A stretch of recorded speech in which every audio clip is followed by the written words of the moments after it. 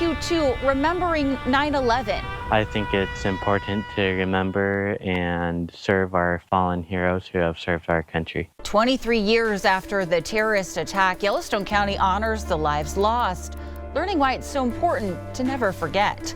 Plus anger and frustration between the tiers. It was completely preventable, and it's extremely infuriating. Family and friends grieve the loss of an innocent motorcyclist, seeking justice not only for the suspect, but the sheriff's office.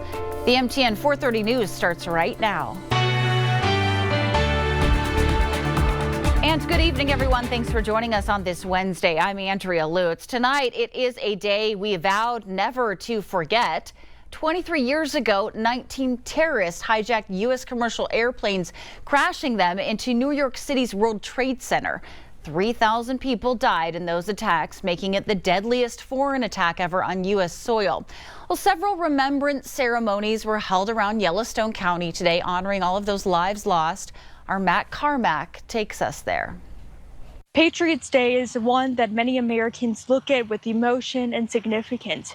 It's why Wednesday, many Montanans came together across the state to commemorate and remember those who were lost on that fateful day.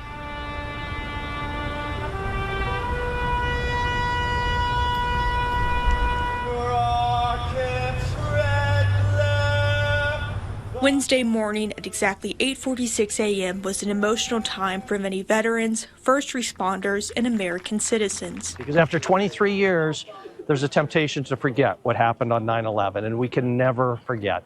Billings Mayor Bill Cole led the community in a remembrance ceremony at City College's 9/11 Memorial, with the goal of inspiring future first responders and veterans. It's a slender thread by which our life hangs, and I hope we appreciate every day. 12 miles west, Yellowstone National Cemetery manager Stephen McCollum and volunteers of Carry the Load spent the day cleaning veterans' tombstones. I think it's important to remember and serve our fallen heroes who have served our country. A significant moment for veterans and volunteers alike. 9/11 was actually the reason I joined the Army, and so it's actually a little bit sentimental to me for these days to come out here and work with great volunteers like this because of that.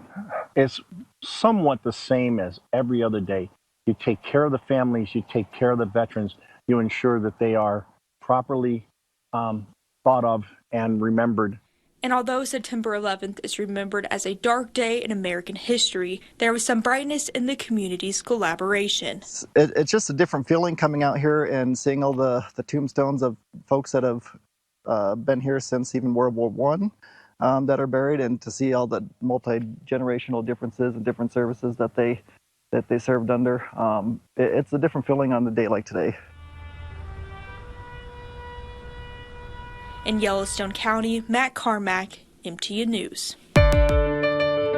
Family and friends of a motorcyclist killed Monday during a police pursuit through downtown Billings continue to grieve tonight. That deadly crash happened when a fleeing suspect truck ran a stop sign, striking and killing the motorcyclist on 4th Avenue North and 20th Street. 28-year-old Julian Wolf, confirmed by his family, is the man who died in that crash. Well, his family says this tragic crash has left them frustrated by the circumstances. Give all the police the respect that they did in capturing the man that caused the murder, but I really wish they were a little bit more proactive. He deserves justice, and justice doesn't end with the guy that hit him being in jail. That doesn't end with it. So this doesn't happen again. I don't mean to disrespect the police around here and all that, but at the same time, what are we doing? The driver of the truck, 42-year-old Jimmy Joe Flanagan, pled not guilty to 7 felony charges, including vehicular homicide while under the influence. His bond is set at $1 million. Deputies originally tried to stop Flanagan for stealing an excavator. Now to the latest on another pursuit that snarled traffic on Interstate 90 at the Lockwood exit after a suspect fled after ramming police vehicles in Billings. 62-year-old Elvis Lone Elk is facing multiple felony charges following that pursuit across Billings yesterday afternoon. Police say Lone Elk intentionally rammed a patrol car on Midland Road, then fled, striking several cars along the way before getting onto the interstate. After a second traffic stop attempt, he sped away Police finally used a pit maneuver, but not before he rammed a second patrol car. He is being charged with assault with a weapon, criminal endangerment, negligent vehicular assault, and kidnapping. A Billings woman is asking for help after she says her vehicle was broken into and something irreplaceable was taken.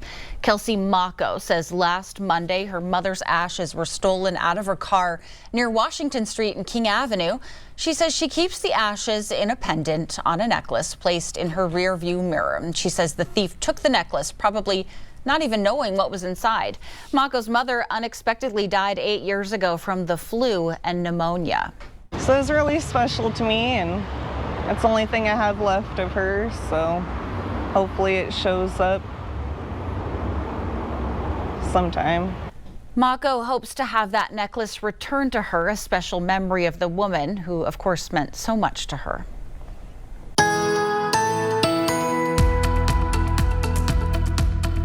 Look at Doppler radar. It's getting pretty active over in western Montana. That's all thunder and lightning and the potential for some fairly heavy rain, even some flooding concerns there, especially over areas where we've had recent wildfires. For us, we'll see some of those showers and thunderstorms move in, especially from Billings towards the west. We'll show you where we expect the heavier accumulations, plus severe storms possible in the eastern plains before a weekend warm-up. Details coming up in a few minutes.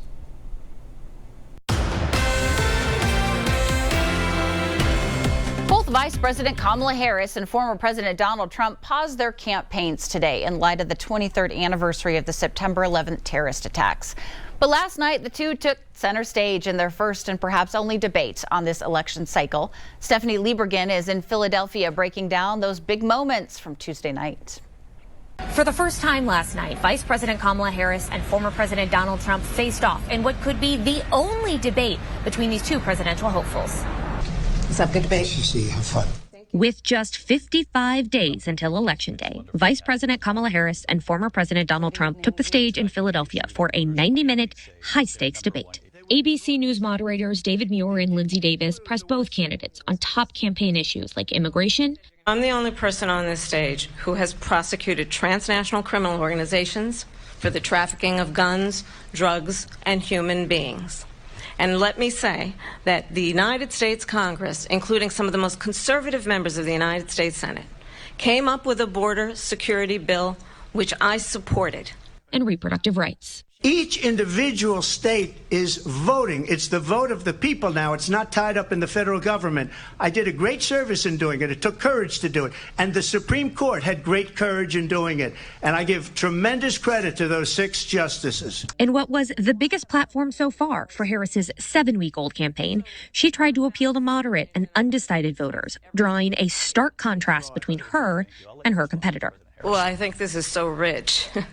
Coming from someone who has been prosecuted for national security crimes, economic crimes, election interference, has been found liable for sexual assault, and his next big court appearance is in November at his own criminal sentencing. Former President Trump linked Harris with President Joe Biden's record and attacked her as too liberal for America.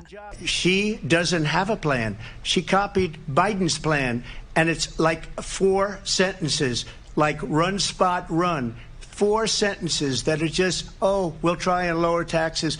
She doesn't have a plan. Now both candidates head back out on the campaign trail where early voting starts next week. Stephanie Liebergen, Scripps News, Philadelphia. The Montana Office of Public Instruction released the latest rounds of student assessment data, and the report shows math scores are up, reading scores are down. MTN's Jonathan Anbarian breaks down the numbers and why that data could be changing starting next year. This year's statewide assessment scores for students from 3rd to 8th grade are based on just over half of the students in Montana in that age group.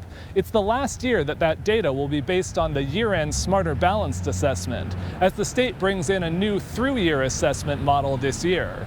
Last year, just under 39% of students were reported at or above proficient in math. That percentage has increased each of the last 3 years, but it's still below where scores were before the COVID pandemic. For English and language arts, 44% of students are proficient or above, but that number has fallen each of the last 3 years after dropping from pre-COVID levels. Superintendent of Public Instruction Elsie Arnson says aggregate numbers may not be giving the full picture. There are multiple stories with just a single number. Let's put it that way. She says her office is more focused on cohort numbers, showing how proficient the same group of students has been each consecutive year. That data shows a drop in English and a bigger drop in math as they moved from 3rd grade to 8th grade. We've got a trend of data that has come since we've had the disruption of learning. Disruption of learning was COVID.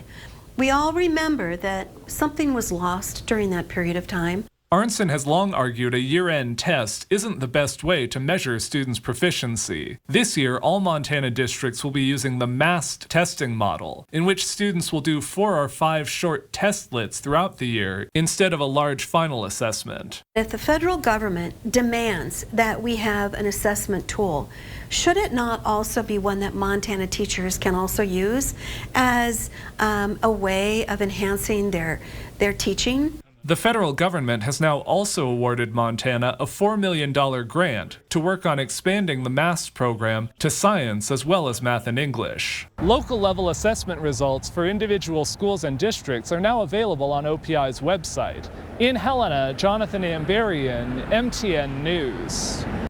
It's challenging to get the majority of states to agree on anything, but apparently they do when it comes to social media.